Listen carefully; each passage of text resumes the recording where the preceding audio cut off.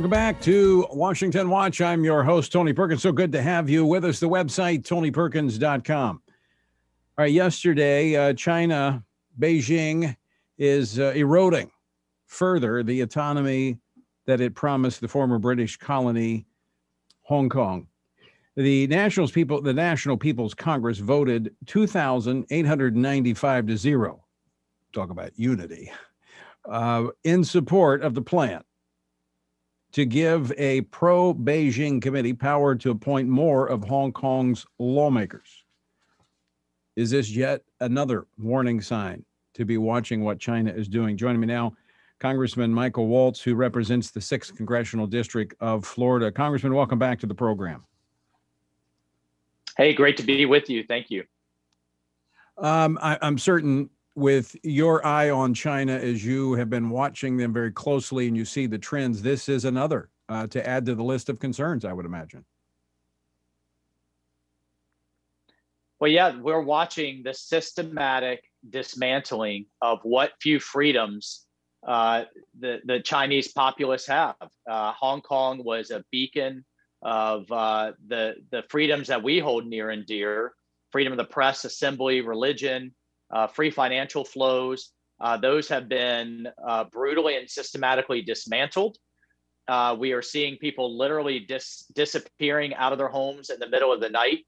And the imposition of the national security laws, where not only if you criticize the Chinese Communist Party in Hong Kong, but anywhere around the world, is just incredibly alarming and disturbing. And it's those freedoms on top of the ongoing genocide that is going on in Western China with the Uyghur Muslims, with slave labor, forced rape, forced sterilization, the elimination of an entire ethnic class.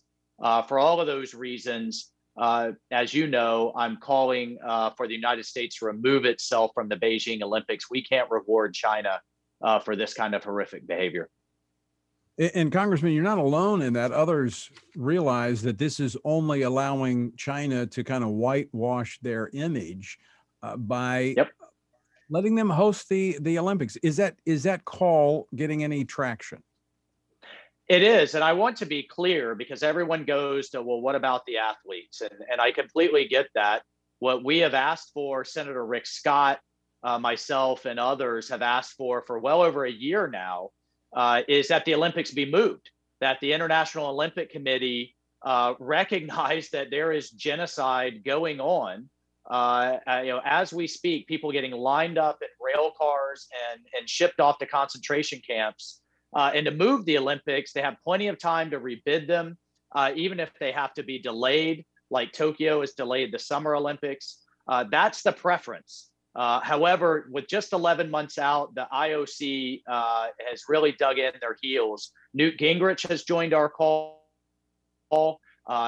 Nikki Haley has joined, Mike Pompeo, Senator Marsha Blackburn over in the Senate, and over a dozen co-sponsors of my resolution have joined in, not to mention 180 human rights groups and the leader of the Canadian Conservative Party, who is calling on Prime Minister Justin Trudeau, who is very proud of his social justice and social awareness.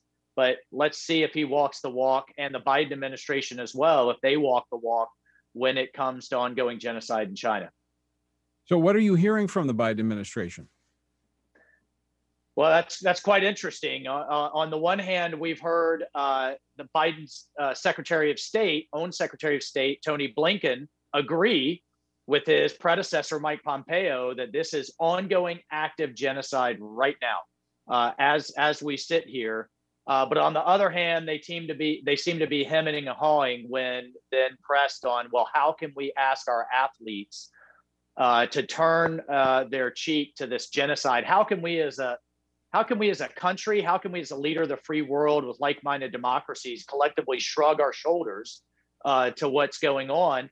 And the other piece that I want to be sure to point out is calling corporate America to account.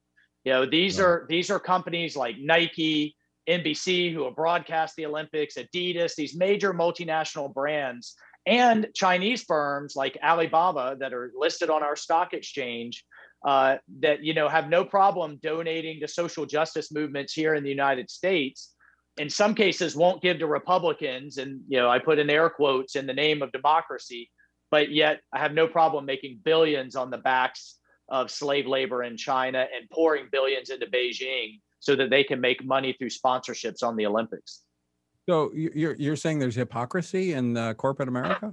That was a long way of saying call out corporate America for their own hypocrisy. Yeah, absolutely. Look, I want to, you mentioned Secretary of State Blinken. I want to move to another issue that you've been leading out on. You were a part of a bipartisan letter sent to the Secretary of State regarding negotiations with Iran to restart the nuclear deal. There was actually 140 members of Congress, 70 Democrats, 70 Republicans. What are you calling on the Secretary of State to do? Well, what we're asking the administration to do, what we're saying, and this is with 70 Democrats, mind you, that joined us in this, that if you get back into a deal, it has to be much stronger, much broader than what the administration did with the JCPOA. And what I mean by that is the problem with the JCPOA was multifold, but mainly it only addressed one part of their nuclear program. That's the fissile material.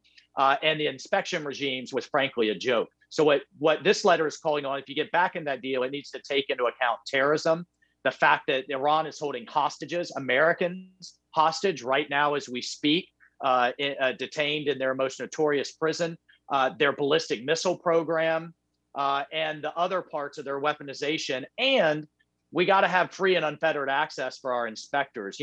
What the deal had before was like a parole officer going to check on the parolee, but they had to give the parolee a month's notice and could only check one bedroom in their house and then come back. And it was no surprise they came back and said, yeah, we didn't see anything. No, all their military sites, all of their nuclear sites, and unannounced inspections. That's what this letter's called for. And it's really significant that 70 Democrats joined us in that. Congressman, we're out of time, but I want to thank you for joining us. And I hope you're successful in this because so far it appears Iran's not interested in talking to the administration in terms of putting the old agreement back. If they were interested, how about number one, you stop killing Americans, and number two, you release the ones you're holding hostage? That would be a good first step on Iran's part. It would be. Congressman, thanks so much for being with us. All right. Folks, stick with us. We're back after this with more Washington Watch.